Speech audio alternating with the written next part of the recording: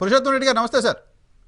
నమస్తే నరసింహారావు గారు. సార్ ఇప్పుడు ఏంటి 2024 ఎలక్షన్ చూస్తే అమరావతి వర్సెస్ 3 రాజధానులు ఒక అటువంటి ఒక ఇంప్రెషన్ కనపడుతోంది నిన్న చంద్రబాబు నాయుడు గారి వ్యాఖ్యల తర్వాత. సార్ మీరు అందరికి నమస్కారం. బేసిక్ గా 4 ప్రశ్నలు ఉత్పన్నం అవుతాయి ఈ పెద్ద సబ్జెక్ట్ లో.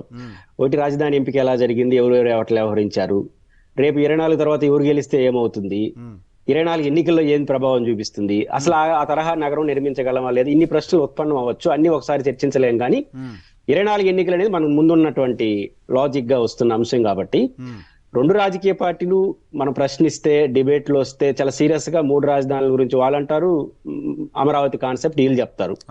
రేపు ఎన్నికల మేనిఫెస్టోలో వాళ్ళు ఏం చెప్తారు, ఫస్ట్ పాయింట్ ఏది పెడతారు అనేది ఆ రాజకీయ పార్టీల యొక్క ప్రయారిటీస్.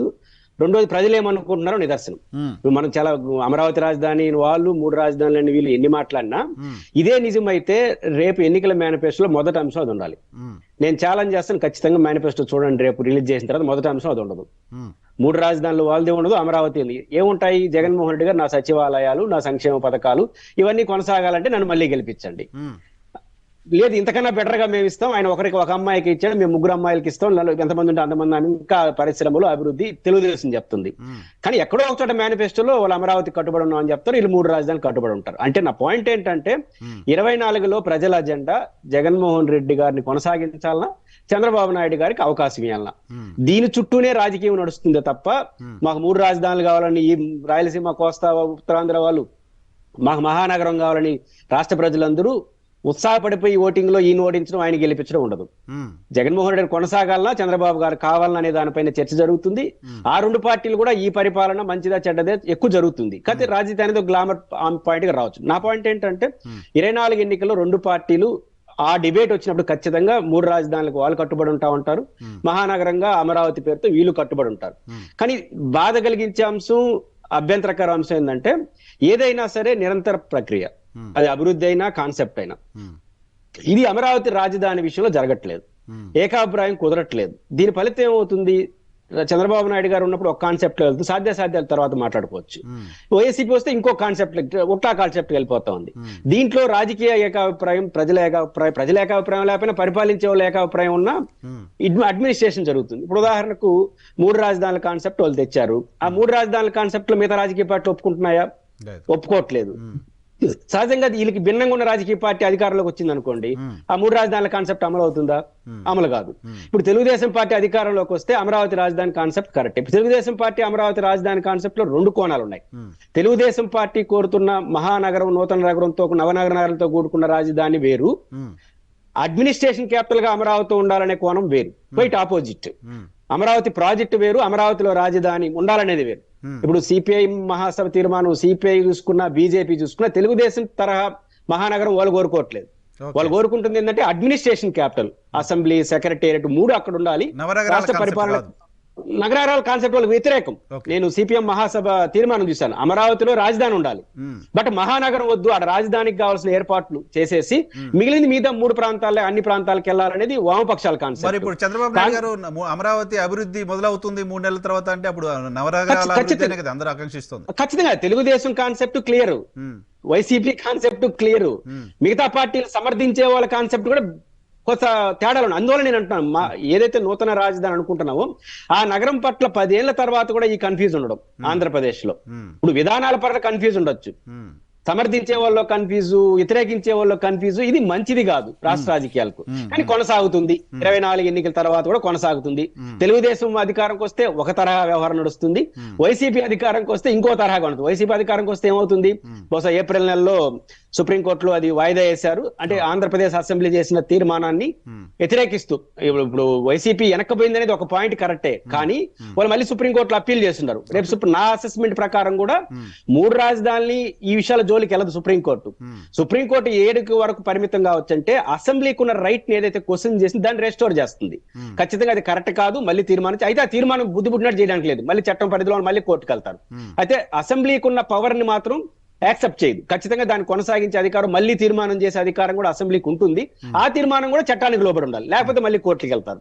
ఈ వరకు రిలీఫ్ వస్తుంది. అప్పుడు వైసీపీ ఏం చేస్తుంది, వైసీపీ ఆ రిలీఫ్ ని ఆధారంగా చేసుకుని మళ్ళీ 3 రాజధానులు వెళ్తుందా ఇంకోటి వెళ్తుందా వాళ్ళు చూడాలి. వాళ్ళు మాత్రం ఆ కన్ఫ్యూజన్ ఆ నుంచి వెనక్కిపోరు.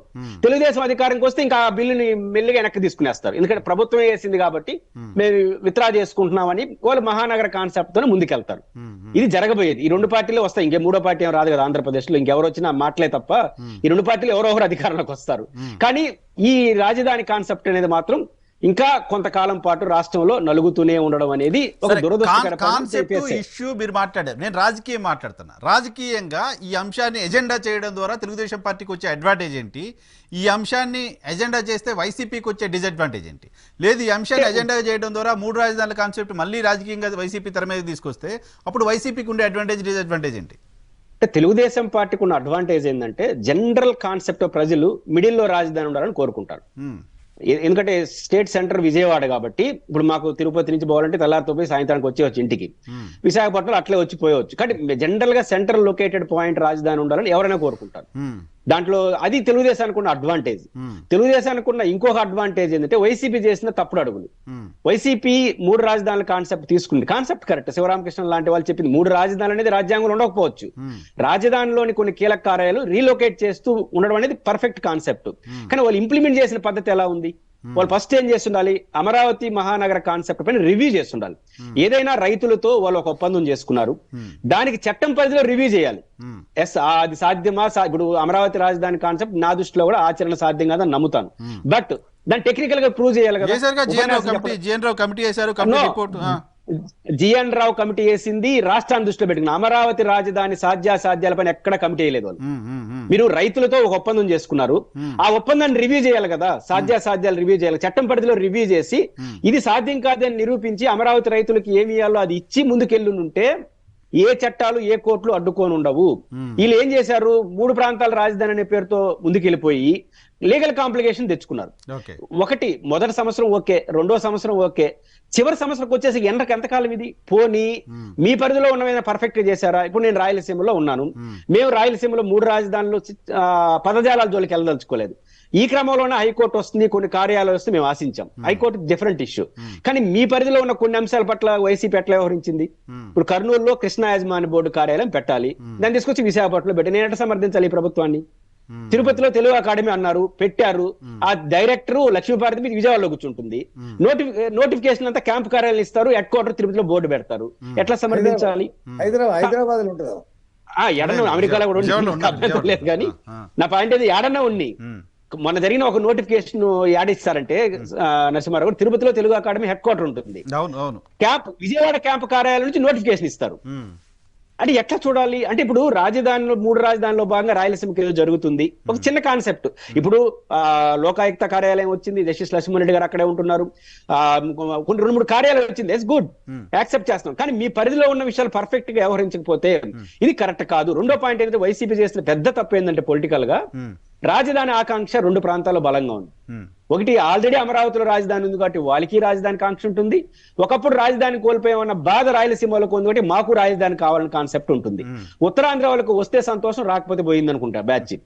ఇప్పుడు ఆడికేమో మెయిన్ సోర్స్ తీసుకెళ్లిపోతున్నారు, ఏది సెక్రటేరియట్. అదే కదా రాజధాని 336 పెట్టుకున్నా ముఖ్యమంత్రి ఆడుంటే అదే రాజధాని అవుతుంది. ఆకాంక్షలు పెద్దగా లేని విశాఖపట్నంనేమో పెద్ద కాంక్ష తీసుకెళ్లారు. ఆకాంక్షలు బలంగా ఉన్న 2 ప్రాంతాలేమో అది అసెంబ్లీ, హైకోర్టు. ఆ అడ్రస్ సెట్ చేస్తారు. కాబట్టి ఇది పొలిటికల్ గా వైసీపీ చేస్తున్న మిస్టేక్. ఈ మిస్టేక్లన్నీ తెలుగుదేశానికి చాలా చక్కగా ఇవన్నీ మాట్లాడరు వాళ్ళు. రాజధాని రాజధాని లేక ఏం పోయింది, వెలగపూడి ఉంది కదా. కానీ టెక్నికల్ వైసీపీ చేసిన ఈ పొరపాట్లు చక్కగా వాళ్ళు ఇప్పుడు రాజధాని కాన్సెప్ట్ లో వైసీపీ స్వతహా చేసిన పొరపాట్ల వల్ల కాన్సెప్ట్ కరెక్ట్, నడుస్తున్న తీరు కరెక్ట్ కాదు. దాన్ని ఖచ్చితంగా తెలుగుదేశం పార్టీ కొంత అడ్వాంటేజ్ గానే తీసుకుంటుంది. ఓకే, సో అంటే అజెండాతో వెళ్తే తెలుగుదేశం పార్టీకి రాజకీయంగా అడ్వాంటేజ్ ఉండే పరిస్థితి ఉంటుందని. ఖచ్చితంగా అడ్వాంటేజ్.